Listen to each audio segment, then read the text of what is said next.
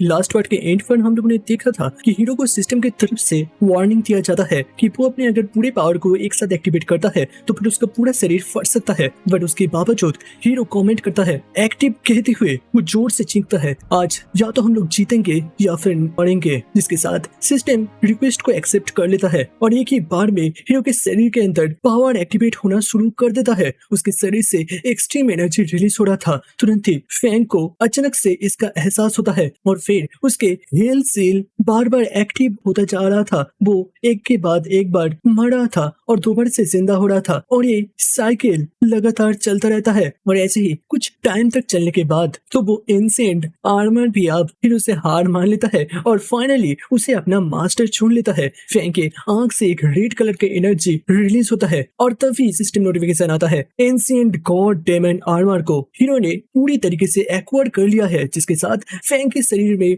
वो स्केल से बना हुआ एक डेविलिश से आर्मर चढ़ जाता है। जिसके साथ फैंग को मिलता है डार्क टॉरेंट नाम के एक सीक्रेट टेक्निक जो कि इस डेमन आर्मर के साथ ही आता है। फैंग तुरंत ही इसको सीख लेता है। उसके शरीर से 2 विंग्स बाहर निकलता है, एक डार्क एनर्जी से चमक रहा था जबकि एक गोल्डन एनर्जी से। और जब वो अपने हाथ से क्लंच करता है वहां से एक्सट्रीम डार्क एनर्जी हर तरफ फैल जाता है। फैंग मन ही मन सोचता है ये तो डार्क एनर्जी टाइड का पावर है, तो फिर क्या मैं अब इसके माध्यम से डार्क टाइड को कंट्रोल कर सकता हूँ। और अभी तो मैं आराम से इस डार्क टाइड के अंदर भी चल पा रहा हूँ। लग रहा है ये जैसे मेरे शरीर का ही एक हिस्सा हो और इसके साथ साथ इस चीज को मैं कंट्रोल भी कर सकता हूँ। पिछले वक्त से अगर कंपेयर करा जाए तो फिर ये एनवायरनमेंट अब मेरे लिए काफी ज्यादा बदल चुका है। पहले इस डार्क टाइड से लड़ने के लिए हमेशा मेरे पावर को एक्टिवेट रखना पड़ता था जिससे कि मेरा एनर्जी को धीरे धीरे गवाना पड़ता था। बट अभी ये बिल्कुल एक पालतू जानवर की तरह बिहेव कर रहा है और अब के वक्त से ये डार्क टाइड और डार्क एनर्जी मेरे लिए कोई भी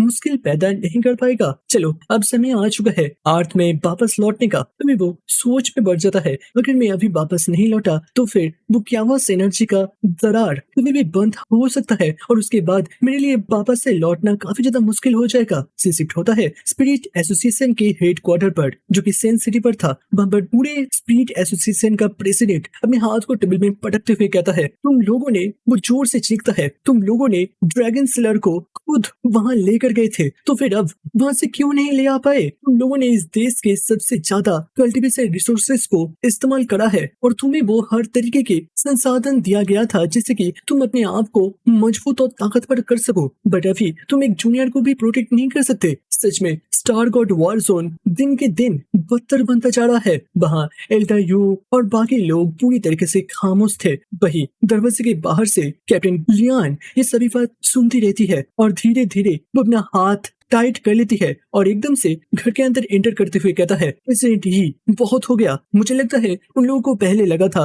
कि ड्रैगन स्लेयर के पास वो काबिलियत है कि वो डार्क टाइड से खुद बाहर निकल सकता है और मुझे लगता है ड्रैगन स्लेयर को कुछ ऐसा देखा होगा जिससे कि वो खुद ही वहां चल फिरता होगा अपनी जिंदगी का बाजी लगाकर। और जहाँ तक बात है एल्डर यू और झेंगटियन एंड बाकी एल्डर्स का, उन लोगों ने अपनी जिंदगी का बाजी लगाकर काफी बार हमारे देश को बुरे एंटिटीज से बचाया है। हमारे स्टार गॉड वॉर जोन हमेशा फ्रंट में रहते हुए सारी डिस्ट्रक्शन का सामना करा है। इस देश के लिए अगर किसी ने सबसे ज्यादा सेक्रीफाइस किया है तो फिर वो है स्टार गॉड वॉर जोन। हम लोगों ने हमारे पता नहीं कितने सारे कॉमरेड्स को इन फाइट्स के अंदर गवाए हैं। और जहाँ तक बात है ड्रैगन स्लेयर का, तो फिर यहाँ पर मौजूद सभी लोगों को पता है वो हमारे देश के लिए कितना ज्यादा महत्वपूर्ण था। अगर हो सकता था तो फिर वो लोग अपने खुद के जीवन का बाजी लगाकर भी ड्रैगन स्लेयर को बचाने का कोशिश करता। बट मुझे लगता है उनके पास कोई चारा नहीं था और इसके कारण से हमें इस लॉस का सामना करना पड़ रहा है। स्पिरिट एसोसिएशन का हेड कहता है, तो तुम कह रहे हो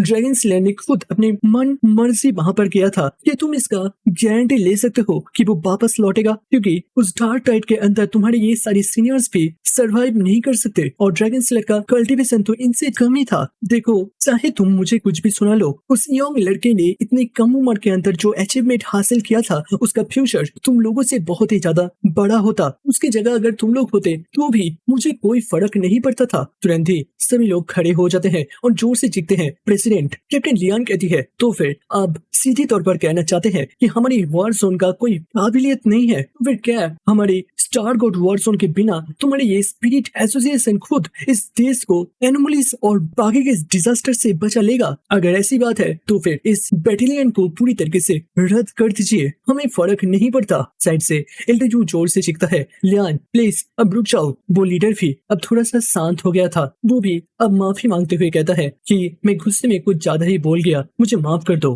फिर वो चेयर में थक हारते हुए बैठ जाता है और कहता है, अब जब ड्रैगन सिलर यहाँ पर नहीं है और उसका न्यूज अगर हर तरफ फैल गया तो फिर हर जगह क्यावस छा जाएगा। देश के अंदर के दुश्मन और बाहर के दुश्मन दोबारा से एक्टिवेट हो जाएंगे। एल्डेयू और लियान एक साथ कहता है, तो फिर इस न्यूज को पूरी तरीके से हाईएस्ट सिक्योरिटी के साथ लॉक कर दो, ये फैलना नहीं चाहिए। शिफ्ट होता है टाई सिटी पर, फेंगी के विला पर। वहाँ एली मनी मन सोच रही थी, अभी तो एक हफ्ता ऑलमोस्ट बीत चुका है, फेंग का कोई भी अता पता नहीं है। तभी अचानक से दरवाजे में दस्तखत होता है। एली जल्दी से देखता है बट वहाँ पर उसका मॉम थी। वो भी पूछती है, अभी तो काफी ज्यादा वक्त हो चुका है, फेंग को तुम कॉल क्यों नहीं करते? एली कहती है, उसका मोबाइल काफी वक्त से बंद पड़ा है, उसे मैं कांटेक्ट नहीं कर पा रही। उसका मॉम जूता उतरती हुई कहती है, तुम्हारे वैसे युआन सिटी के अंदर जाने का प्लान का क्या हुआ? एली कहती है, जब तक कजिन नहीं आएगा मैं भी वहाँ नहीं जाने वाली, बट पता नहीं अभी सभी मेरे कॉन्टेक्ट्स के लोग मुझे बिल्कुल अवॉइड कर रहा है। फेंग के कोई भी न्यूज के बारे में मुझे कुछ भी पता नहीं चल रहा, लगता है अब मुझे ही कुछ जाकर देखना पड़ेगा। इसके साथ वो बाहर निकलती है। बारिश के अंदर वो ट्राई सिटी के रोड में तेजी से दौड़ते हुए जा रही थी। मनी मन सोच रही थी, अगर मेरे कजिन को कुछ भी होता है तो फिर बस ये शहर नहीं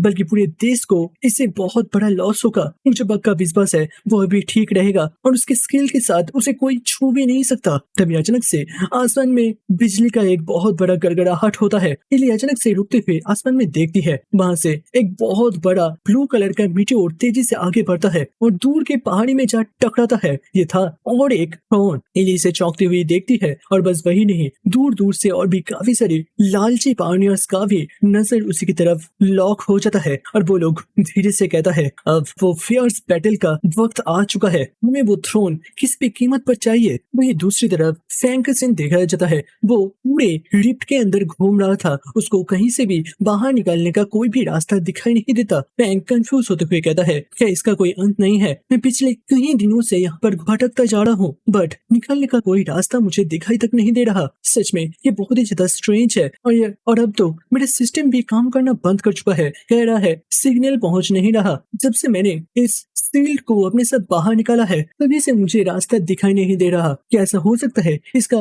कोई रिलेशन हो दरवाजे के साथ? फिर वो दोबारा से अपने आर्मर को एक्टिवेट करता है और उसी से पूछता है, तुम तो पहले काफी ज्यादा बात कर रहे थे, अभी तुम्हारा मुंह क्यों बंद है? मेरे से बात करो। बट वो आर्मर अभी काफी ज्यादा परेशान हो रहा था बट वो कुछ भी उससे बात नहीं कर पा रहा था। फैंग भी हाथ छोड़ता है, लगता है यहाँ पर कुछ तो गलत है बट अभी जो सबसे ज्यादा इम्पोर्टेंट है वो है मुझे यहाँ से बाहर निकलना है। तभी अचानक से उसके शरीर में एक अजीब सा कंपन होती है। वो जल्दी से पीछे घूमता है और मणिमन कहता है, मैं इसे फील कर सकता हूँ। एक थ्रोन एक मिस्टीरियस डोमेन से बाहर निकलकर अभी अभी एक तरफ गया है और मेरा दिल कह रहा है वो मेरी टाई सिटी के अंदर ही जा गिरा है। भाई टाई सिटी के अंदर एली तेजी से दौड़ रही थी। वो मणिमन सोच रही थी, अब जब मेरे कजिन यहाँ पर नहीं है तो फिर अब पूरे शहर के अंदर कैओस छाने वाला है। मुझे जल्दी से यहाँ से बाहर निकलना पड़ेगा और उस थ्रोन को अपने लिए कैप्चर करना पड़ेगा किसी बुरे आदमी को वहां पहुंचने से पहले। तभी अचानक से उसके सामने एक डाकू लोग आ जाते हैं। मिस लेन कैसे हैं आप? और बस देखते ही देखते सारे लोग एली को घेर लिए थे।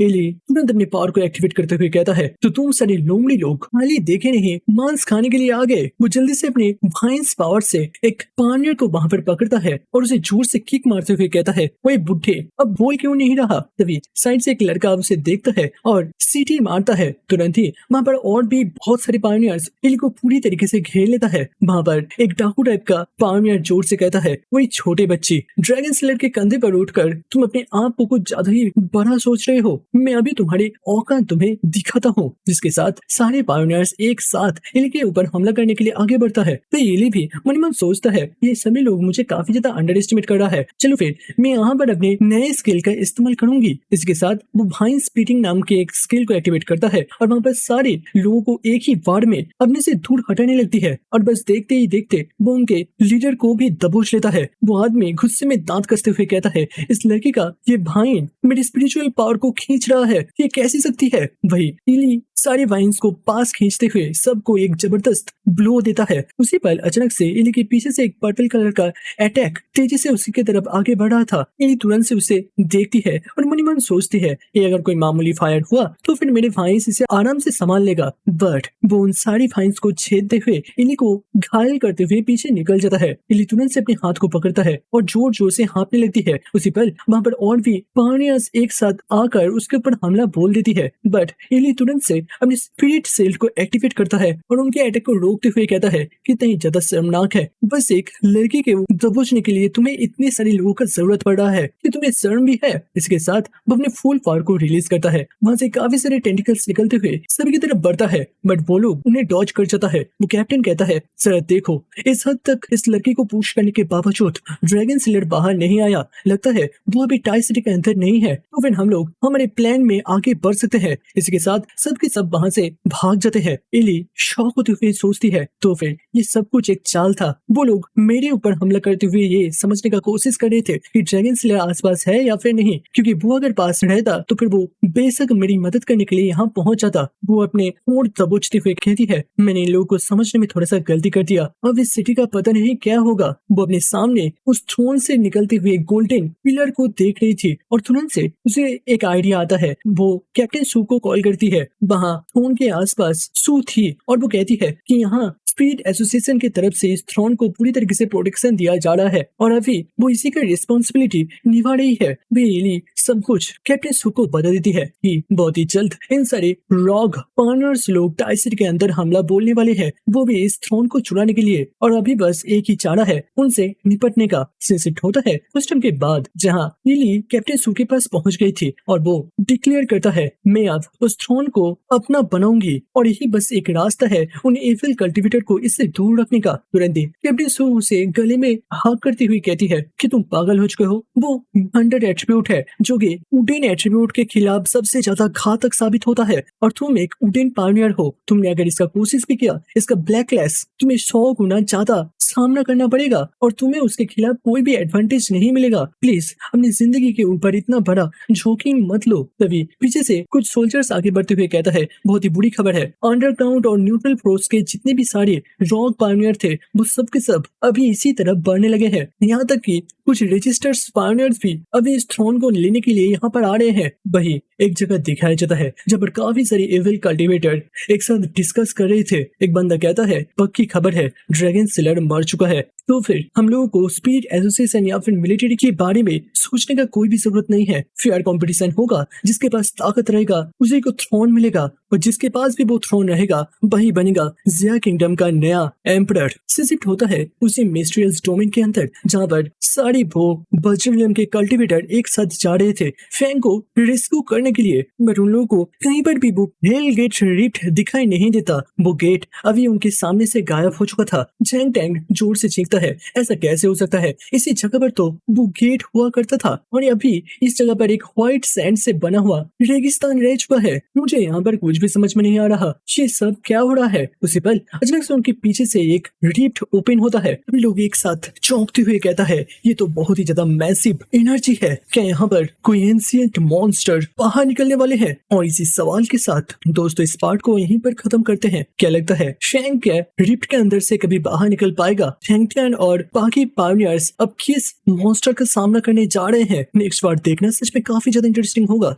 वैसे दोस्तों मैंने कहा था 10 दिन के बाद से मैं लगातार वीडियो डालता रहूंगा, बट जो सबसे बड़ा दिक्कत हो चुका है वो है अभी भी तुम लोग देख सकते हो मैंने 11 तारीख को अप्लाई किया था और नॉर्मली यहाँ पर 3 से 4 दिन के अंदर यूट्यूब एक्सेप्ट वगैरह या फिर जो भी रिजल्ट होता है वो दे देता है, बट अभी लगता है वो लोग मैनुअली रिव्यू कर रहे हैं। इसके कारण से उन लोगों ने 1 महीने का वक्त लिया है। हाँ 1 महीने का, मतलब नेक्स्ट महीने के करीबन 9 तारीख के आसपास होगा कि क्या ये चैनल एक्सेप्ट होगा दोबारा से पार्टनर प्रोग्राम में या फिर नहीं, मतलब क्या मुझे पैसा मिलेगा या फिर नहीं। तो सीधी तौर पर बात ये है। और अभी के वक्त मेरा हालत भी काफी खराब है क्योंकि 4 महीने से एकदम से पकड़ के चलो कोई भी इनकम नहीं हो रहा। एंड मैं पैशन के हिसाब से देखो, मेरा स्टोरी सुनाने में काफी ज्यादा मजा आता है। मैं 3 महीने तक भी इस सीरीज को मैंने कंटिन्यू करा था, वो भी पैशन के कारण से ही था।